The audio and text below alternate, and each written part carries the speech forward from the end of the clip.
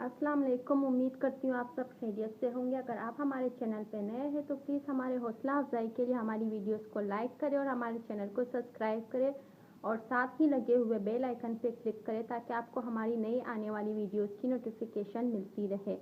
आज मैं आपको बहुत ही मज़ेदार और आसान तरीके से बीफ सिंधी बिरयानी बनाना सिखाऊँगी। तो सिंधी बिरयानी बनाने के लिए यहाँ मैंने बीफ लिया है, जिसमें मैंने 1 टीस्पून नमक डालकर इसे बॉईल कर लिया है।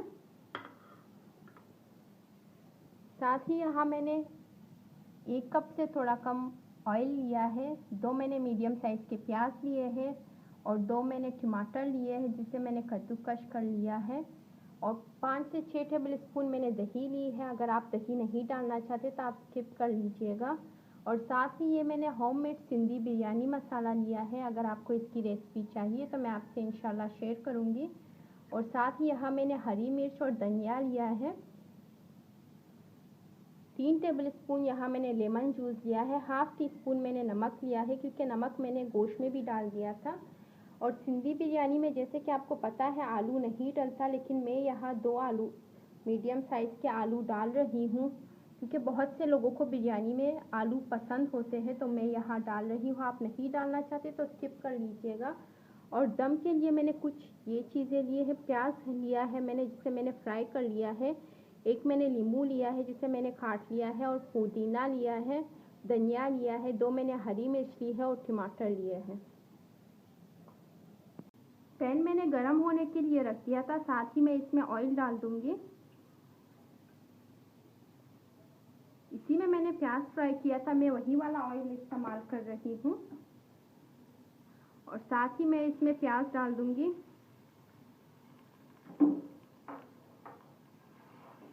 और इसे गोल्डन ब्राउन होने तक फ्राई करूंगी। प्याज अच्छे से गोल्डन ब्राउन हो गए हैं, आप देख सकते हैं। और लहसुन अदरक का पेस्ट मैं आपको दिखाना भूल गई थी। यहाँ मैं 1 टेबल स्पून लहसुन अदरक का पेस्ट डाल दूंगी इसमें और इसे 1 से 2 मिनट तक अच्छे से भून लूंगी।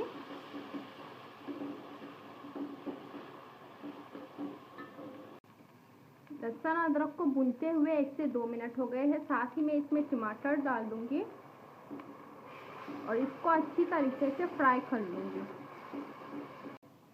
टमाटर को फ्राई करते हुए 5 मिनट हो गए हैं, ये अच्छे से फ्राई हो गए हैं। अब साथ ही मैं इसमें दही डाल दूंगी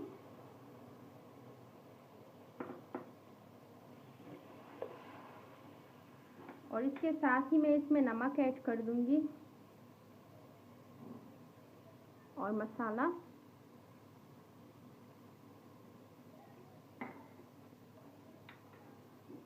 और इसे अच्छे से मिक्स कर लेने के बाद मैं इसमें गोश्त भी ऐड कर दूंगी।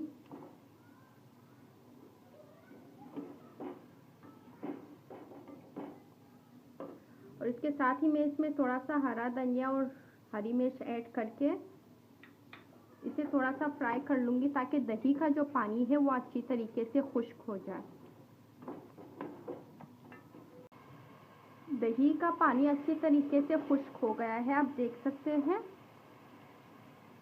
अब साथ ही मैं इसमें आलू डाल दूँगी। ये कच्चा आलू है, गोश्त को मैंने थोड़ा कच्चा पकाया था तो गोश्त और आलू एक साथ अच्छी तरीके से गल जाएंगे। और जिसमें मैंने गोश्त बॉईल किया था ये वही यखनी है, तो इसमें मैं यही पानी ऐड करूँगी।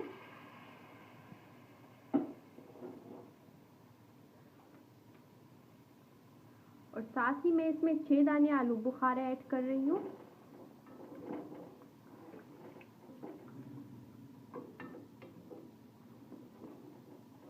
और इसे तब तक पकाना है जब तक इसका आलू अच्छी तरीके से गल ना जाए। अरे अब इसे मीडियम फ्लेम पे 8 से 10 मिनट तक पका लें।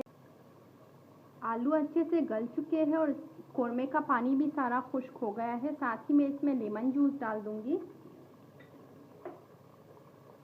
और बचा हुआ धनिया और हरी मिर्च जो थी वो डाल दूंगी।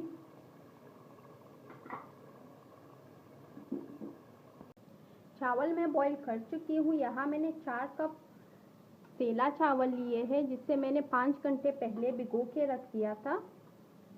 और इसे मैं बॉईल कर चुकी हूँ। 5 लीटर पानी में मैंने 4 टीस्पून नमक डाल के और 1 टेबल स्पून ऑयल डाल के इसे अच्छी तरीके से बॉईल कर लिया है। बिरयानी में सबसे अहम चीज़ चावल है, तो चावल को ना ज़्यादा गला देना है और ना ही सख्त दाना रखना है, नॉर्मल रखना है। अभी ये 80% कुक हो चुका है और 20% ये दम में पक जाएगा। तो मैं यहाँ पहले चावलों की लेयर लगा रही हूँ। लोग नीचे गोश्त डाल देते हैं, लेकिन उससे आप चावल लंबे टाइम के लिए दम नहीं कर सकते, क्योंकि नीचे गोश्त का लग जाने का डर लगा रहता है। तो इस तरह चावल अगर आप थोड़े से नीचे डाल देंगे तो उसके बाद गोश्त डालने के बाद आप इसे ज़्यादा देर तक दम कर सकते हो, और चावलों को जितना दम करेंगे उतने ही अच्छे चावल बनेंगे। साथ ही मैं इसमें कोरमा डाल दूँगी सारा।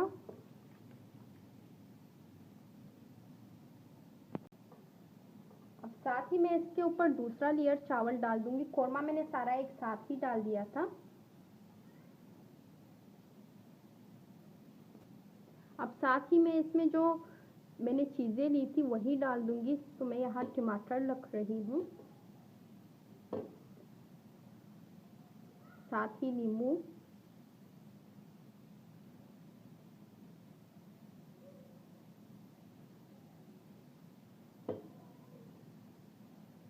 साथ ही मैं इसके ऊपर धनिया और पुदीना डाल रही हूँ,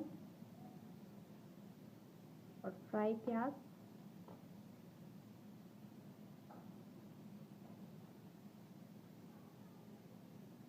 सिंधी बिरयानी में धनिया और पुदीना ज़्यादा डलता है, इसलिए मैं इसमें ज़्यादा ही डाल रही हूँ। और इसके ऊपर बाकी जो बचे हुए चावल है वो डाल दूँगी।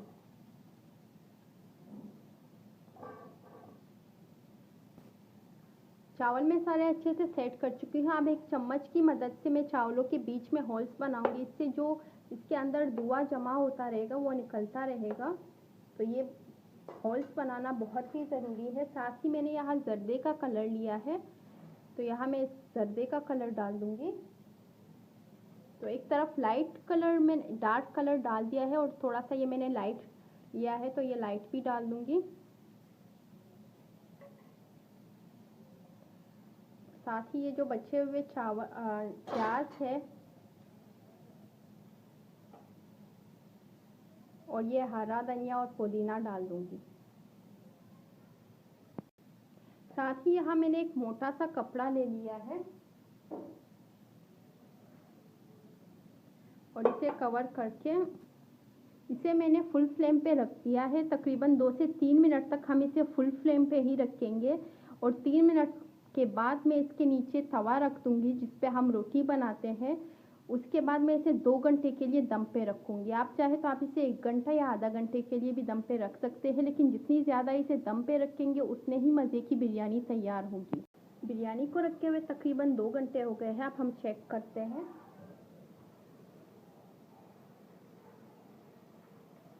ये अच्छे से तैयार हो चुके हैं, आप देख सकते हैं। अब हम इसे मिक्स करेंगे।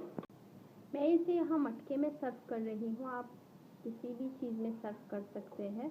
तो मैं इसमें थोड़ा बहुत ही मज़ेदार और आसान बीफ सिंधी बिरयानी तैयार हो गई है।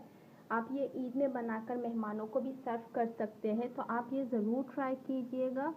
उम्मीद करती हूँ आपको हमारी आज की ये रेसिपी पसंद आई होगी। अपना बहुत सा ख्याल रखिएगा, दुआओं में याद रखिएगा। अल्लाह हाफ़िज़।